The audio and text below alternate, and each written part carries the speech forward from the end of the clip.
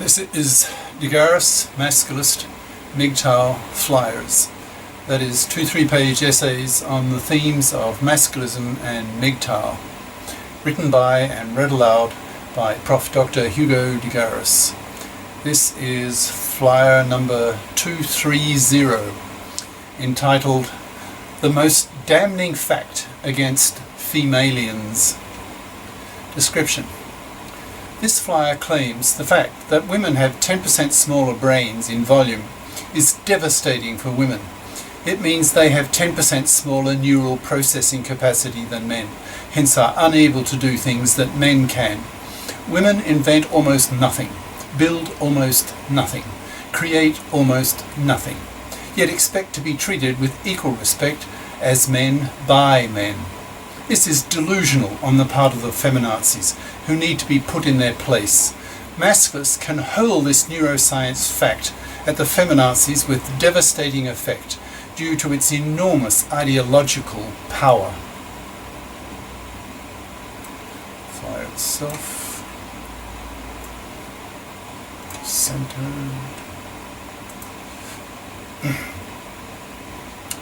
The most damning fact about Femaliens by Prof. Dr. Hugo de Garis. Email profhugodegaris@yahoo.com. Website profhugodegaris.wordpress.com. The most damning fact about women is that they have a 10% smaller brains by volume than men on average, and therefore have 10% smaller neural processing capacity. To convert an average male brain to a female brain by volume would be to take an ice cream scoop out of the male brain. Such a volume contains about 10 billion neurons and multiple tens of billions of glials, that's supporting cells. That's a lot. It then follows that with 10% lower neural processing capacity as men, there must be things that women cannot do that men can do. It's not difficult to make a quick list of things that women can't do that men can do. For example, women build almost nothing, invent almost nothing, create almost nothing. Women are dumber than men on average by 4 IQ points, say independently Prof. Rushton and Prof. Lynn, that's L-Y-N-N. Men have a 10% higher IQ variance than women, so the morons and the genii are males. So it's to be expected that men have won 99% of the Science Nobel Prizes. There are no world-class classical music composers, chess grandmasters. Men occupy 98% of the Fortune 500 company CEO-ships, 95% of the presidencies and prime ministerships, etc. There's a long list of examples of male dominance at the top end of the performance scale. Feminists talk a lot about the patriarchy and want to get rid of it, but that will be impossible for genetic reasons. What these feminazi ignorami, these is-cyanate, fairy, PC, fluffy feminists don't understand is that men are superior to women, that is, the superior sex, at the top end of the scale. Women cannot compete with men at the top end of the scale due to the fact of the 4 IQ point superior average IQ and the 10% greater IQ variance. Men also have a much higher level of testosterone in their blood, making men a lot more aggressive, ambitious, dogged, persistent. So it's not surprising that men are more single-minded and do not give up as easily as women in completing difficult tasks. So again, it's not surprising that men utterly dominate the entries in the Who's Who books. There are hugely more great men than great women. In fact, the term great woman is almost an oxymoron, like female philosopher. Those few males who are truly world-class at something know from first-hand experience in their lives that women just don't reach their levels of achievement. And since most of these men are heterosexual, they tend to lead rather lonely lives, in the sense of not being able to share their intellectual passions with a female at the same world-class level, for the simple reason that women rarely reach such levels. Men are the superior sex. When I come across some piece of feminazi dogma that men are pigs and that the patriarchy has to be removed so that women can be given equal status in society, I sneer.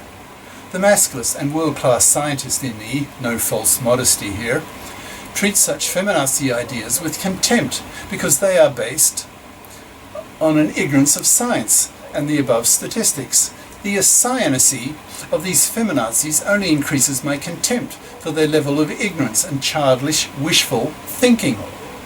But then I tell myself that their child-mindedness would be consistent with the fact that they have 10% smaller brains, that is, 10% smaller neuronal processing capacities. Women are not men. They cannot compete with men at the top end of the scale, which is something women need to recognise, in just the same way that blacks have to recognise that they are the dumbest people on the planet. Some social group has to be at the bottom, and the blacks are that group. It may be an unpleasant fact to have to stomach, but the scientific evidence is clear on this point, so blacks will just have to lump it. Similarly with women, and their inferior performance levels at the top end. The child-minded feminazis need to be refuted and treated with contempt, so that like the blacks they learn their place, that is, they accept their inferiority, as shown by the scientific evidence, and hence they are forced to accept it, because to do otherwise is to reject science. In today's scientifically dominated world, to reject the findings of science, the greatest knowledge-generating system that men have ever invented, is to risk being dismissed as an insane fairy, living in a fairyland, believing what you want to believe without evidence, which makes you no better than a religionist, stuck in your own superstitious bubble, impervious to the realities of the scientifically verified world. Personally, I have a low opinion of people with low reality quotients, whose ignorant, ideologically charged views conflict with science. I have a particular impatience and contempt for feminazis who think that they can compete with men at the top end of the scale, and hence remove what the feminists call the glass ceiling, that is, a supposed barrier imposed by male prejudice against women rising to the top positions of power, wealth, intelligence, authority, etc. The idea of the glass ceiling is bunk, in my view. The fact that women occupy so few positions at the top end of the performance scale and positions of power is merely a consequence of their genetic inferiority compared to men.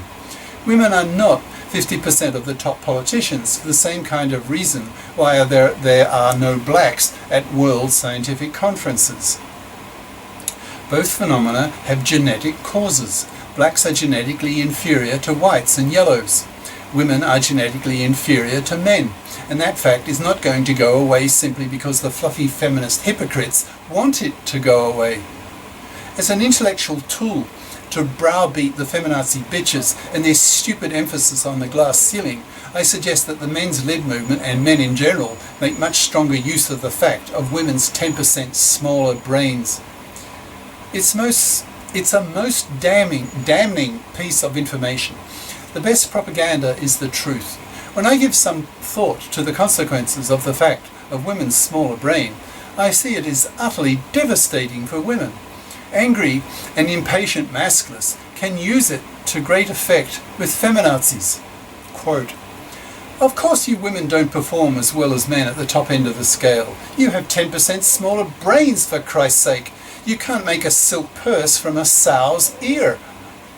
If you women want to achieve at the male level at the top end, then your only option will be to get a brain transplant where the transplanted brain is male. Otherwise, you will remain forever genetically handicapped by the genetically determined inferiorities built into your female brain. Accept this fact and adapt. Stop living in a fairyland and get real. Otherwise, we men will continue to treat you as children, as child minds. If you continue to behave as children, then we men will continue to treat you as children.